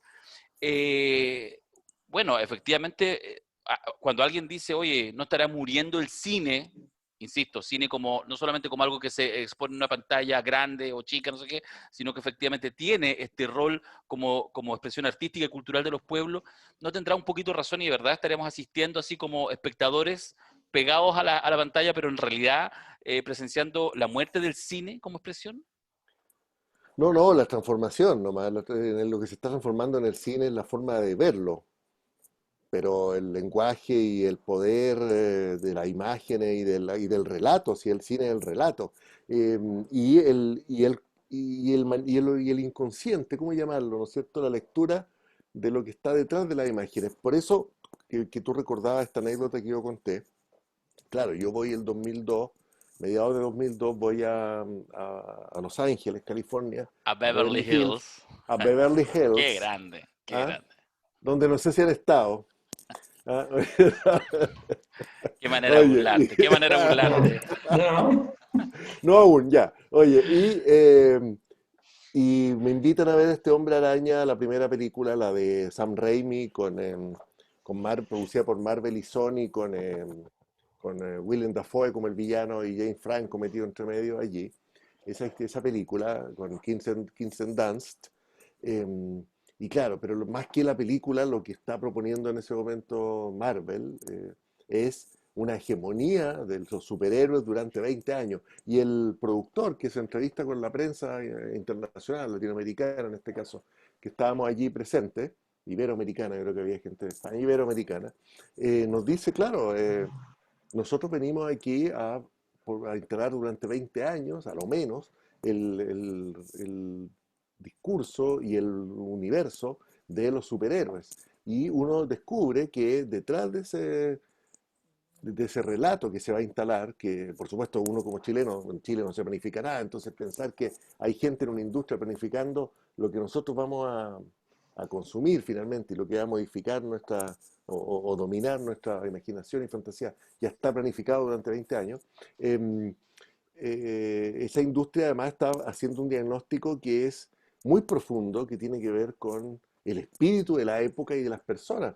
No es solo un análisis comercial, yo creo que ahí es donde está el punto, porque no están puro mirando Excel ellos para llegar a la conclusión de que tienen que lanzar los superhéroes ese año, con el comienzo del siglo XXI, sino que ellos están olfateando, intuyendo o detectando, leyendo algo más allá de la apariencia de la realidad y están entendiendo que en un mundo sin fe, con los parámetros religiosos totalmente evanescentes, digamos, decaídos, es necesario, o está pidiendo más bien, está saltando la pelota de que se necesita una nueva mitología, de que es un momento en que hay que iniciar el milenio con una nueva mitología, casi con una nueva fe, y que esa fe y esa mitología la van a entregar ellos, la van a imponer ellos, y aunque no nos guste, nosotros 18 años después, o sea, este año no, pero hasta el año pasado, estábamos ahí instalados mirando películas de superhéroes, y ayer se murió lamentablemente el actor Chadwick Boseman, del protagonista de Pantera Negra, Pantera Negra. claro, el rey de Wakanda, y todos sabemos quién es el rey de Wakanda, ¿te fijas? ¿No? O sea, hay como todos lamentamos que una madre era muy joven, le dio un cáncer, una cosa muy lamentable, pero todos, quiero decir, todos sabemos en el mundo que él era el rey de Wakanda, él interpretaba a ese actor, o sea, todos estamos sintonizados en eso y comprendemos el mensaje profundo que hay detrás. Entonces a eso me refiero, que es una hegemonía que va mucho más allá de lo comercial y que a veces cuesta comprender y de la cual es importante tener conciencia para saber dónde estamos parados. Sí, yo creo que eso es súper interesante, la pregunta de qué significa yo quiero recordarles el gráfico que vimos, ¿ya? A ver. El gráfico, oh, maldita Oh, sea. 10, no. Ah, Oye, mucho ñeco. no, pero ¿por qué esta cosa? No, sí. ¿Por qué? ¿Por qué? ¿Por qué me hizo esto? A ver, ya, Esto en vivo y en aquí está. directo, ¿eh? Esto en vivo En y en vivo y en directo. directo, Sin con los datos cortes. ahí, Sin sin Ah, cortes. cortes. mira. Tal La cual. Bueno, el próxima gráfico está semana, muy. Aquí las está. 50 El leyes del poder gráfico. en El Padrino. Inscríbase ya. Ya, ahí está, miren. Estas son las películas estrenadas por año desde el 1898 al 2018. Si uno ve esta curva final, hay muchas formas de interpretarla y eso es lo problemático de la pregunta que hace Darío. ¿Qué significa esto? ¿Qué significa esto para el cine? O sea, cómo durante todo un siglo esta cosa se comportaba de cierta manera. Obviamente la tecnología permite hacer las películas más fáciles, más baratos, sí, es todo cierto, pero no es lo único, y obviamente hay más cines y qué sé yo, y hay una nueva forma de distribuir, y ya, ok, pero no encuentra su lugar aparentemente para detenerse. De hecho, Muy Osvaldo dice que no le afecta la difícil. crisis del 2008. No deja de ser un punto interesante. No le afecta la crisis del 2008, por ejemplo. O sea, efectivamente, entonces tú miras esto y dices, ¿aquí qué está pasando? Y hay muchas formas de leerla, insisto en eso. Solo digo una a propósito de no descartar ninguna hipótesis, porque uno ve ahí un éxito de la industria. Pero hay que tener mucho ojo con los crecimientos que son exponenciales, con esos crecimientos que no parecen ser acompañados de ningún fundamento que uno comprenda bien. Decía un gran sociólogo ruso, ultra exiliado a Estados Unidos y después prácticamente, no lo exiliaron, pero prácticamente exiliado de Harvard donde había llegado, que se llamaba Pitirim Solo, que era insoportable, parece. Entonces, eh, Lenin lo sacó de la cárcel varias veces porque lo metían preso con las cosas que andaba diciendo y Lenin le gustaban los académicos, los intelectuales, entonces lo sacaba de la cárcel. Hasta que le dijo, ya sabes que aquí te va a pasar algo, ándate.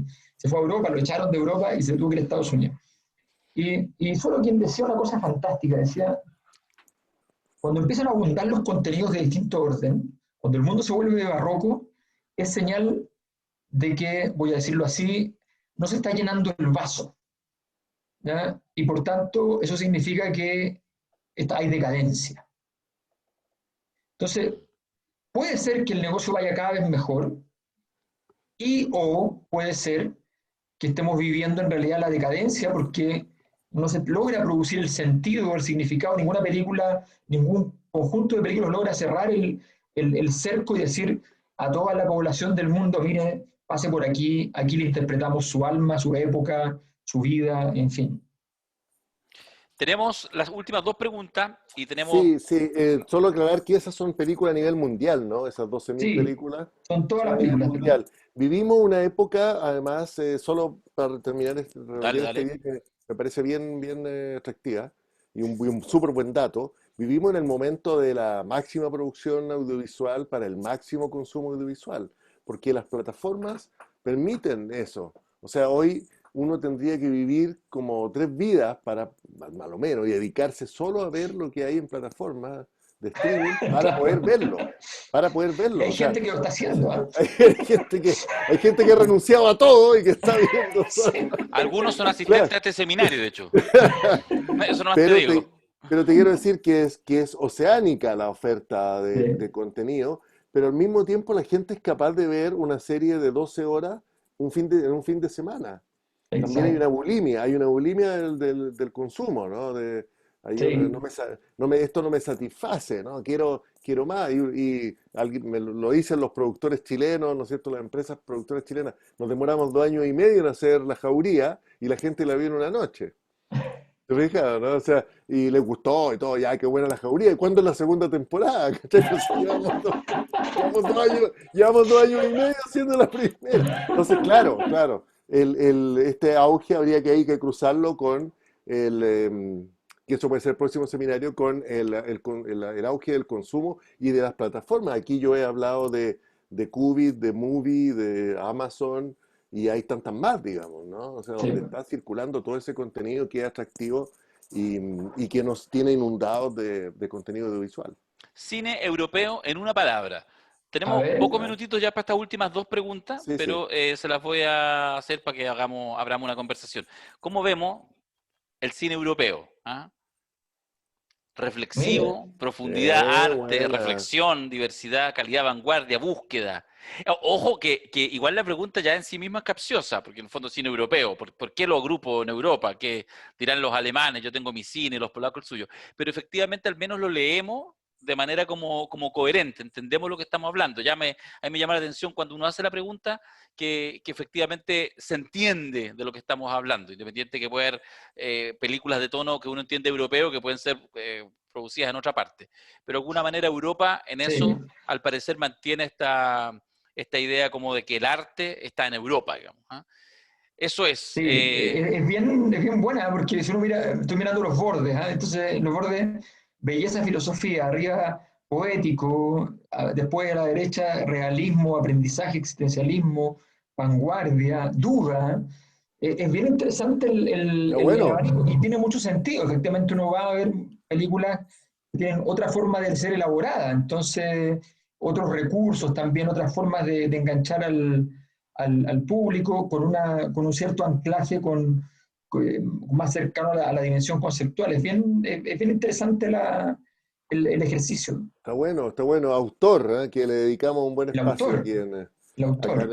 en el seminario, ¿eh? Vanguardia, sentimientos frente al carácter más comercial de Hollywood, profundidad. Está- Algunas películas que evoquen este rato algunos directores europeos que así les parezcan que hay que ir a revisitar o a mirar? sí, Bueno, yo diría, perdona, yo diría claramente en el cine francés los cineastas de la nueva ola siempre son Godard, Truffaut, Chabrol, Godard, en Truffaut, fin, claro, son siempre para verlo, Agnès Varda, que la están citando aquí, Jacques Demy, Roman Polanski, que a pesar de todo ahí está a los 87 ya tiene Polanski, ¿no? sí. Ahí está funcionando y en fin, sí, es un O sea, ¿Vamos a resistente. hablar de Polanski o no? ¿Nos vamos a Es un meter en un forro o resistente. no? Digamos que y es un Buñuel, resistente, ¿ah? Buñuel, o Buñuel. sea, Buñuel es un claro, genio. Fellini, lo que hace Fellini es una cosa que Sí. o sea, Me dicen por interno que salgamos de Polanski. Me dicen aquí por interno en el no, pero Oye, switch. No, tendríamos que empezar otra. y de los tendríamos que empezar a borrar a esta gente, y de si no, los Mucha esta cosa no gente. es tan fácil, y de los si no es tan fácil. contemporáneos franceses está Olivier Assayas, Assayas con doble S y que hizo Personal Chopper con Kristen Stewart. Tiene una película que se llama La Red Avispa también, que está en Netflix. Hace Mm, varias películas ahí con el exilio cubano. Es interesante. Hay un cine inglés también, cine alemán, ciertamente. Italiano, está Sorrentino. Claro, está, en fin, el director el que hace Oye, las películas de Camorra y Dogman. en esas anécdotas Bien, absolutamente irrelevantes, hace años atrás también, no sé, hace unos 15 años atrás, andaba por París, Garrone. que a diferencia tuya no conozco Beverly Hills, pero sí París y anduvimos varias veces. Estaba sentado en un café con mi polola aquel entonces, no sé qué, unos amigos, y de repente, toda cuestión, estaban filmando una serie, una película. Y así, entonces justo estábamos en el lugar en que no era necesario que nos sacaran. Entonces nos vinieron a avisar, eso sí, que no podíamos avanzar de esa cuadra para allá, sino que teníamos que ir para el otro lado. Y una nueva producción, y era claramente una película como más bien antigua, porque usaban unas renoletas viejas y todo.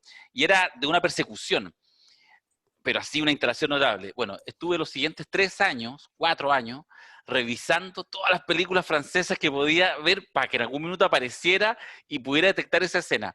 La parte triste es que nunca lo logré, así que no sé qué película francesa, quizás muy importante, me pasó por el lado y no supe, pero bueno, en fin. De acuerdo. Pero Oye, no, pero quizás, pero Denise, siempre, la ventaja es que uno con el cine europeo, por ejemplo, no sé, uno iba caminando por la Starria y se metía al cine y elegía alguna de las 2 o 3 películas que habían ahí, normalmente de cine europeo, y efectivamente siempre te ibas con algo, de repente la película no está tan bien, tiene algún final que no funciona, qué sé yo, pero siempre te ibas con algo que es interesante, algún juego, y en general el uso no tan habitual de recursos facilistas, en el fondo como las industrias cuando tienen problemas, ellos van y recurren a cosas más o menos más o menos facilita. Entonces, en ese sentido, creo que es siempre una garantía en ese sentido. Sí, hay un dato que no quiero dejar Dale. pasar, que es el impacto y el creciente éxito del cine español y del audiovisual español en Chile. Sí, Antes, hace no mucho, no se podían dar películas españolas porque que no entiendo nada, pues, que hablan y no entiendo nada, decían los mm, espectadores de la gente en Chile. Hoy les hacen chupete, le hacen chupete a La Casa de Papel, a la otra que hizo Alex Pina de White Lines, mm, a la Vis a Vis, a la Elite, en fin, a las series españolas y las mm, películas españolas en Netflix sobre todo, tienen un éxito sí. arrollador. En Chile se ha instalado, es un caso bien potente de desarrollo de la industria audiovisual el que vive el cine español y se nota acá con el público en Chile. Sí, es verdad, es verdad.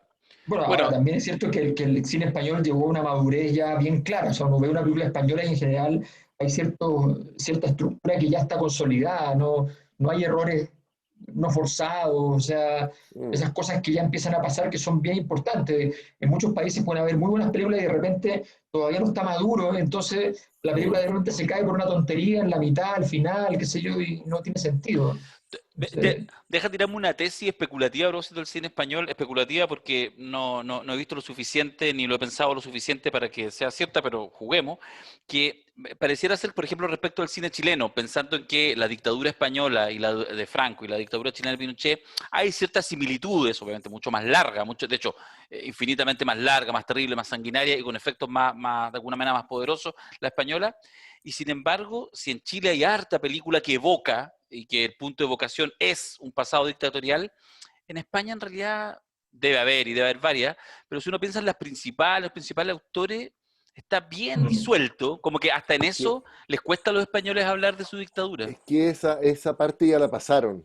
El cine del español de los 80 y de los 90 está lleno de películas sobre la guerra Ah, civil. perfecto. Y la televisión, ¿Pero sobre la guerra civil o sobre la dictadura? no, sobre la dictadura es más complejo y Es no que hay hago tanta. sí, es que hago esa Y diferencia. la dictadura lo han tomado las series, la televisión pública, el tiempo entre sí, costuras, sí, pues, Amar en tiempos revueltos, ha sido la televisión pública, sí, fíjate, donde hay televisión pública, por si alguien está, sí, pues. por si alguien está escuchando, Ujú. ha sido la televisión pública la que ha tomado el tema de la dictadura a nivel editorial, yo te diría, del Estado. Y las Mm. Pero le quiero películas, plantear una ya, polémica, Darío, Dale. a ver, porque podemos decir realmente que hay un cine intenso en Chile sobre la dictadura si no hay una sola película Sobre sobre Pinochet. Pinochet. Sí, he escuchado tu tesis y estoy de acuerdo contigo. Sí, estoy de acuerdo. O O sea, yo sea, creo hay que una sí, podemos película. decirlo, pero no deja de ser llamativo que no haya una película sobre Pinochet. Quizás la razón es que el personaje, piensan los directores, los creadores, que no da, que es demasiado básico, demasiado simple. Puede ser, Oye, pero pero llama la atención que no haya. más, más básico que Hitler no va a ser. Mm.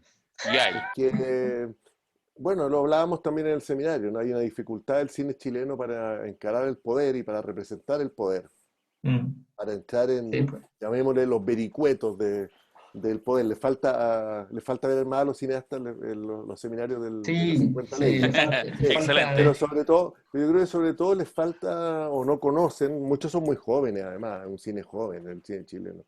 Eh, claro. conocer cómo funciona el poder, que no es tan evidente cómo funciona el poder. Fíjate, por ejemplo, que a mí me pasó con Neruda, con la película, que, que yo encontré que la mejor escena y que no se volvió a repetir el recurso es el inicio. Sí, Cuando es están en el genial, baño del Congreso, la mejor. en el baño del Congreso está Neruda con todos los conservadores alrededor que lo están un poquito haciendo bullying. Neruda, que era choro, ya estaba contestando todas las cosas, ¿ya? Y todos en medio, están todos haciendo pipí, están todos en el. Y es fantástica la escena, la construcción de la escena es difícil, son muchos personajes, están todos rodeando a Neruda, es muy difícil que funciona fantástico, está muy bien hecha. Pero ese juego de lo que estábamos diciendo, en el fondo, los vericuetos del poder, los momentos, el momento que está detrás de la puesta en escena del poderoso, esos lugares son poco visitados en ese sentido. Poco. poco. y nos vamos y recurrimos mucho al lugar común, a lo que define el personaje, nos vamos así directo al leitmotiv del personaje con todo, y le quitamos complejidad, cuando el protagonista obviamente tiene que tener complejidad. Entonces le ponemos a Neruda mucho 20 poemas de amor y no salimos de allí. Entonces creo que esas cosas son interesantes de ir construyendo para el cine chileno. Andrés dice que se viene la serie de Andrés Gut Sí, pues. sobre Pinochet. No sabía. Ya, Sí. vamos a entrar y atento en... Le Las pedimos lo series han mismo, sido po. bastante políticas, está Mike and Mary y todo aquello, sí. Mira, Sí. estas son las palabras, mucho más amplio, mucho menos consenso, ¿ah? Respecto a, y menos obvio, lo que quienes están participando en el seminario respondieron cuando les preguntamos que definan en una palabra el cine chileno. Lo más grande, la palabra que más se repite por lejos, es identidad, ¿ya? Pero precariedad, heridas, interesante, cariño, búsqueda irregular, raíces, en fin. Otros conceptos más pequeñitos, social, bueno, tránsito, compromiso. ¿Cachai? Que en realidad como que no hay una definición, como No, sí había de manera mucho más Mm, clara con Hollywood y mucho el plan más clara, estratégico de la industria ha fallado. ha fallado. es que no Interesante, hay, ¿no? Más claro, pues allá no de hay que, plan, no hay, primero claro, no hay no hay, industria y no hay plan, no hay no hay plan, estrategia, po. No, claro. no hay. Ah, Lo que falló porque no hay. hay realizadores, hay películas, hay eso, pero no hay una estructura que lo sustente. La mejor época fue cuando hubo un par de cosas chicas. ¿Ah? No, hay que decir que estas cosas no son muy grandes porque la gente que hace cine en Chile lo hace con una fortaleza, con una capacidad de seguir adelante, con un carácter encomiable enorme. Pero, por ejemplo, yo me acuerdo cuando yo llegué a trabajar al Banco del Estado. El Banco del Estado llevaba muchos años, y estuvo varios años después todavía, siendo un importante financiamiento para las películas chilenas. Y, pero la verdad es que lo que entregaba el banco era muy poquita plata, muy poquita. Pero con eso ya era súper importante para por lo menos sentir que el proyecto tenía una sostenibilidad, que por lo menos si pasábamos la etapa de preproducción y salíamos de allí. Entonces, esos pequeños detalles, porque llegas a la siguiente reunión ya con algo, y después vas pidiendo lo demás, y te dices, ya tengo el apoyo del Banco del Estado, que en un concurso, qué sé yo, seleccionó las 40, 30 que le iba a dar un monto. ¿Ya? Entonces tú ves ese tipo de detalles, que se le quitó, además ahora ya no existe eso, ¿ya? Ese apoyo, Terminó. que para el banco no significa nada, yo lo puedo decir con toda claridad, no significa absolutamente nada. Eran 200 Entonces, millones 200 millones el al año. aporte. al año, ¿sí? 200 millones. No, claro. La banca, para que tengamos una idea de la proporción, 200 La, millones la, de pesos. la ¿Ya? Cosa 200 millones Nostra de pesos. factura eso, pues La la Cosa Nostra banca, factura eso. menos de $1 millón. La banca al año tiene utilidades de 4.000 millones de dólares. Yo creo que es hora que la Cosa Nostra empiece a financiar Y películas, vamos a Alberto. empezar Yo a financiar creo. las Ahí películas, sí. va. Vamos a hacer un concurso de Oye, guiones. me gustaría escucharte, René, así como tu mirada a propósito de Sí, esta provocación de la nube de palabras del cine chileno, y le voy a pedir a quienes están aquí en el seminario que los voy a ir leyendo, a medida que van apareciendo sin interrumpir a René, piensen, ¿cuál es la mejor película chilena? Así, ¿cuál es la que ustedes dicen, así lo recomiendan a su mejor amigo, su mejor amiga, la imperdible, la que uno no puede dejar de ver? René, te escucho. sí, me gusta, sin embargo, me gusta esta variedad de palabras que surgen con el cine chileno. Me gusta, siento que es un cine que ciertamente no está tan definido su lugar en el corazón del público, ¿ah? Pero va elaborando ahí un relato, siento. Creo que Onda Media, que recordémoslo desde el Estado, del Ministerio de las Culturas, ha hecho un gran aporte este año al liberar películas. Ahora se estrenó El Príncipe, que la tengo ahí, que parece que es muy buena película, el A primer mí largometraje me de encantó. Sebastián Muñoz, sí. Tocando otros temas, abriéndose a otras situaciones. ¿Ah? Y creo que es un bonito viaje en que siento que ahora el público está más dispuesto a acompañar al cine chileno. Está como, está reiniciándose alguien puso cariño por ahí, ¿eh? Ese Ujú. cariño está como renaciendo. Y quiero, claro, y además el cine chileno tiene o sea, la cultura, como toda la sociedad chilena, tiene una fractura, tiene una falla de San Ramón ahí, que es el golpe de Estado y lo que pasa en la dictadura, porque este no es un golpe de Estado solamente en que se cambia, ya lo hemos hablado, ¿no? en que se cambia a los gobernantes de manera violenta, sino que se corta el flujo de la construcción cultural.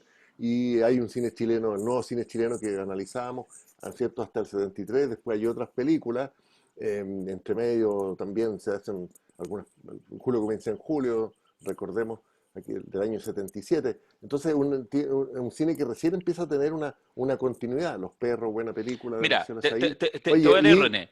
sí, y voy a citar solamente a Wood como de cine político, Andrés Wood, un cineasta que tenía un ojo más bien en lo político, como con películas como Machuca y Mi favorito. Araña, Mi favorito.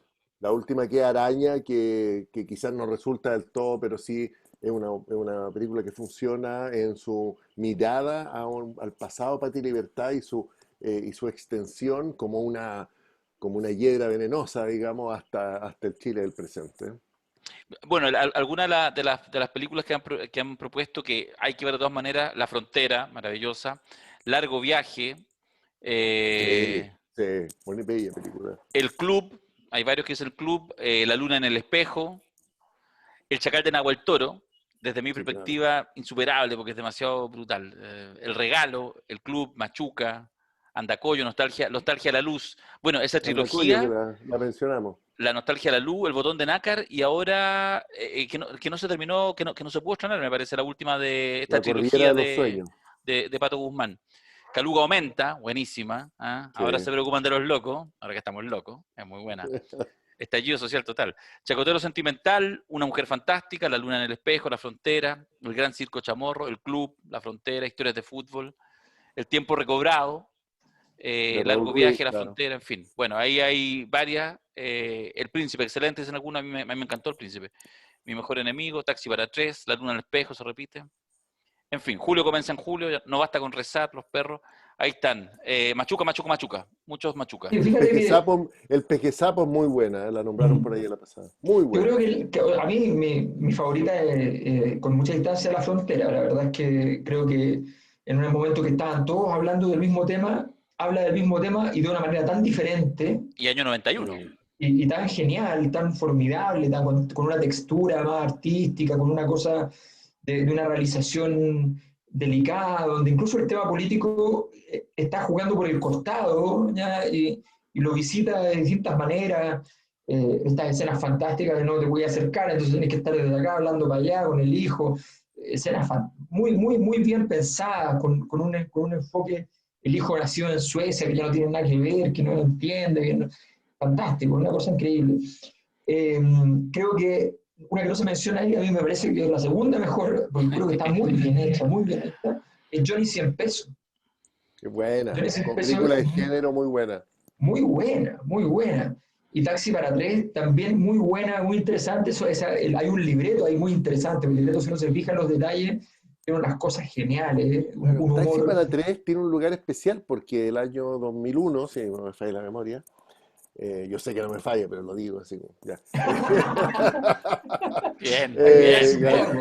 Ganó el Festival de Cine San Sebastián en España, Sí. que es un festival relevante, y el Grande. presidente del jurado era Claude Chabrol. Así que Imagínate. respeto con Bueno, Taxi para tres. y el director de Taxi para tres, Orlando Luber, fue uno de los expositores en el seminario de las 50 leyes del poder del padrino. Con eso lo digo todo. Entonces, sí, Con eso sí. te digo todo nomás. Sí. No, sí. No, pero fíjate que yo creo que en ese sentido, ahora, hay una cosa que de lo que aparece en este mapa de palabras que está súper bueno, que tiene que ver con esto de las heridas, de esta indefinición. Yo creo que tiene que ver con una cosa, que, por ejemplo, la orfandad, los garabatos, todas esas cosas, a mi juicio, tienen que ver con algo que yo lo simbolizo en lo que yo llamo la escena de la puerta y el televisor. Permítanme explicarlo. Las películas chilenas tienen con mucha frecuencia la siguiente escena. Alguien está viendo tele Ya. y alguien entra por la puerta y otra persona entra por la puerta. Y empiezan a hablar el que está viendo tele o la que está viendo tele con el que entra por la puerta o la que entra por la puerta. ¿Ya? Y siempre ese habla es un habla completamente irrelevante e incomprensible. Que es como, es como, hola Juan, hola. Palomita Ya. blanca, están viendo la Entonces, teleserie y entran los... hay unos espacios así como, y el hola, entre hola y hola, hay 2-3 segundos. ¿Cómo estás? ¿Bien? ¿Y tú? Entonces, ¿por qué digo esa escena? Porque en esa escena, a mi juicio, lo que hay es como un habla traumática. O sea, yo creo que lo que hay es un tabú. Hay algo de lo que no se puede hablar y que frente a eso como que hay que elaborarlo en un implícito que solo los chilenos entendemos. ¿Ya? O sea, detrás de muchas de esas conversaciones como que está la dictadura, están los derechos humanos, está la pobreza, las heridas de este Chile que tiene la costumbre histórica de que de las cosas importantes no se habla, ¿ya? De este Chile wittgensteiniano, de las cosas más importantes no hay que hablar, ¿ya? Entonces, frente a eso, creo que es una cosa muy, muy interesante que en el fondo la imposibilidad de elaborar un discurso en torno a esa situación traumática que de alguna manera, o esas situaciones traumáticas, no es solamente la dictadura, eso tiene que ver también con nuestra tendencia, por ejemplo, a no hablar del dinero, no hablar de la pobreza ni la riqueza, toda la historia de Chile está condensada en mucho silencio. Y de alguna manera ese cine identitario, entonces tiene mucho que ver, entonces uno lo lleva para afuera y te miran con cara de, ¿y este Oye, nuevo bueno, existencialismo de dónde salió? hay una película que citamos, que analizamos, por supuesto, merece más análisis, pero la citamos, tú te acuerdas, en el seminario, que es Tres Tistes Tigres, que es la película de Raúl Ruiz de 1968, que justamente su tema es el habla y los silencios. Me acuerdo de haber estado conversando una vez con Ruiz de este tema, que tú certeramente ahí apunta, que es un tema clave, el del habla y los silencios, y él me decía, claro, pero en Chile hay silencios que pueden terminar con poner el hocico. ¿Eh? Sí, tal cual, tal cual, tal cual. Claro. Dice, O sea, de hecho, en todas partes hay silencio, decía Ruiz, pero en claro, Chile te puede llegar un combo en los hocicos. estás muteado, Darío, no, estás muteado. Darío, el Darío, gato. te muteas. No, qué terrible. Es que ya aparece el gato, me muteo, me cambia la vida el gato. No, yo quiero decir algo para ir ya cerrando respecto al tema del cine chileno. Y que lo vengo diciendo hace, no sé, muchos años, 20 años por lo menos, y lo digo ahora con público. Le Te gusta, decías solo viendo tele, lo que quiero decir es lo siguiente, nadie viene en la puerta. uno tiene que ser militante del cine chileno. ¿Qué quiere decir eso? Hay películas buenas, malas, muy mal, no importa, pero es importante que haya cine chileno. Entonces, ¿cómo se hace eso? Yendo a ir a ver el cine chileno en la primera semana de estreno. Yo me he bancado unos bodrios tremendos, pero no importa, porque eso permite que haya una incipiente industria y de repente tú te encuentras con esas cosas maravillosas como las que conversamos acá. Y finalmente para Eso. nosotros, que somos chilenos y chilenas, nos hace tan bien ver cine producido. Así que lo que digo es que hay que ir a ver cine chileno, o sea, por ejemplo, ¿ustedes ya compraron su entrada para el estreno de LMB el 12 de septiembre Qué por grande, streaming? también. Tengo miedo torero. Tengo Tengo miedo miedo de... torero. Sí, tengo miedo torero de la película, efectivamente, el libro de Mebel. Bueno, cómprela. Entonces, lo que yo digo es de verdad, hay que empezar a ponerla, hay que empezar a pagar, hay que empezar a que se produzca aquello para que efectivamente crezca más el cine nacional. Es importante. Estoy buscando justamente aquí películas en onda media.